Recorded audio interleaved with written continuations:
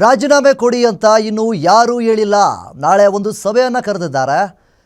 ನಾಳೆ ನೋಡೋಣ ಅಂತೇಳಿ ಹೇಳ್ತಾ ಇದ್ದಾರೆ. ನಾಳೆ ಸಿಎಂ ಮನೆಗೆ ಹೋಗ್ತೀನಿ, ಆಮೇಲೆ ಹೇಳಿಕೆಗಳನ್ನು ಕೊಡ್ತೀನಿ. ಕೆಪಿಸಿಸಿ ಅಧ್ಯಕ್ಷರ ವಿಚಾರವೂ ನಾಳೆ ಗೊತ್ತಾಗುತ್ತೆ.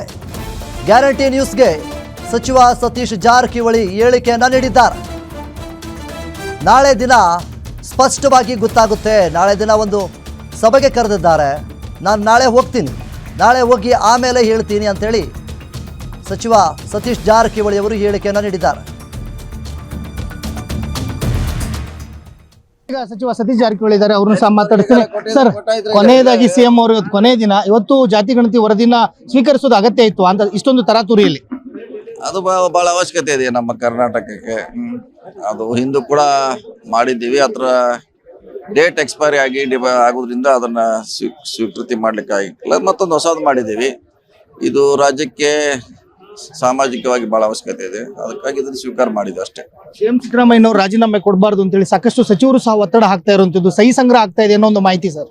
ಇಲ್ಲ, ರಾಜೀನಾಮೆ ಕೊಡುತ್ತೆ ಇನ್ನೊವರಿಗೆ ಯಾರು ಹೇಳಿಲ್ಲ, ಸಿದ್ದರಾಮಯ್ಯ ಅವರಿಗೆ ಎಲ್ಲೂ ಹೇಳಿಲ್ಲ. ರಾಜೀನಾಮೆ ಅವರು ಕೊಡಂತ ಯಾರು ಹೇಳಿಲ್ಲ, ಕೇಳೇ ಇಲ್ಲ. ಹೀಗಾಗಿ ಅದು ನಾಳೆ ಅವ್ರಿಗೆ ಸಭೆ ಕರೆದಿದ್ದಾರೆ.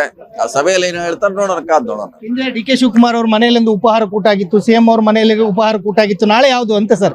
ಇಲ್ಲ ಗೊತ್ತಿಲ್ಲ. ನಾಳೆ ಸಿಎಂ ಅವ್ರ ಮನೆಗೆ ಹೋಗ್ತೀವಿ, ನಂತರ ಹೇಳ್ತೀನಿ ನಿಮಗೆ. ತಮ್ಮ ಹೆಸರು ಸಹ ಕೆಪಿಸಿಸಿಗೆ ಪ್ರಬಲವಾಗಿ ಕೇಳಿ ಬರ್ತಾ ಇರುವಂತದ್ದು ಸರ್. ನಾಳೆ ಚರ್ಚೆ ಆಗ್ಬೋದು, ನಾಳೆ ಚರ್ಚೆ ಆಗ್ಬೋದು. ತಾವು ಸಿದ್ಧರ ಇದ್ದೀರಾ ಅಂತ? ಚರ್ಚೆ ಆಗ್ಬಿಟ್ಟಿದೆ ಅಷ್ಟೇ, ಗೊತ್ತಿಲ್ಲ ನನಗೆ. ಇದು ಸಚಿವ ಸತೀಶ್ ಜಾರಕಿಹೊಳಿ ಅವರ ಮಾತುಗಳು. ಕ್ಯಾಮರಾಮನ್ ಅಜಯ್ ಜೊತೆ ವೀರೇಶ್ ದಾನಿ, ಗ್ಯಾರಂಟಿ ನ್ಯೂಸ್, ಬೆಂಗಳೂರು.